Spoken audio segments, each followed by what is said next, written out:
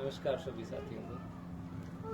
मैंने आज एक कहानी पढ़ी, मेरे को अच्छी लगी तो मन किया उस कहानी को मैं आप लोगों के साथ भी शेयर करूं। उम्मीद करता हूं आप लोगों को भी अच्छी लगेगी।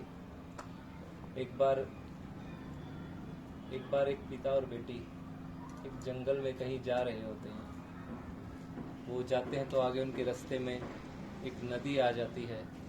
दोनों पिता और बेटी उस नदी को पार करने लग जाते हैं। जहाँ से वो उस नदी को पार कर रहे होते हैं, बेटी ने पिता का हाथ पकड़ा हुआ होता है।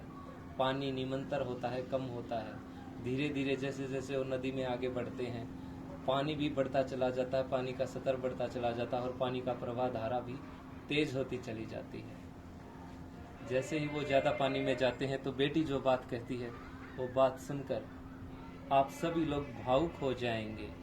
बेटी अपने पिता से कहती है, पिताजी पिताजी आप ऐसा करिए, आप मेरा हाथ पकड़ लीजिए।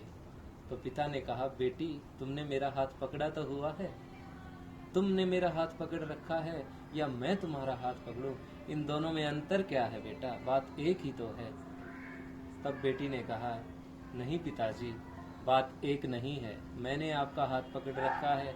अगर कहीं प्रवाह ज़्यादा हुआ पानी का या पानी के बहाव के साथ में बहने लगी तो मैं आपका हाथ छोड़ सकती हूँ, लेकिन अगर आपने एक बार मेरा हाथ थाम लिया तो चाहे पानी का प्रवाह कितना भी ज़्यादा क्यों ना हो, मुझे पूरा यकीन है आप मेरा हाथ कभी नहीं छोड़ेंगे, कितने भी पानी में नहीं छोड़ेंगे।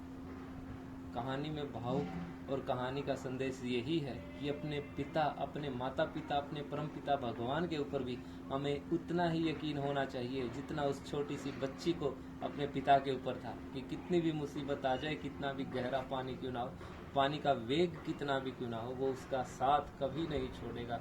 उसी तरह कैसी भी मुसीबत आ जाए, कैसे भी हालात हो मित्रों, हमारा परम पिता परमात्मा हमें कभी भी अकेला नहीं छोड़ेगा, हमारा साथ मुसीबत में कभी नहीं छोड़ेगा, हमें रास्ता जरूर दिखाएगा। हमें ये उम्मीद होनी चाहिए, हमें ये यकीन होना चाहिए। एक बात और कहना चाहूँगा, उम्मीद करूँगा आप लोगों को अच्छी लगेगी।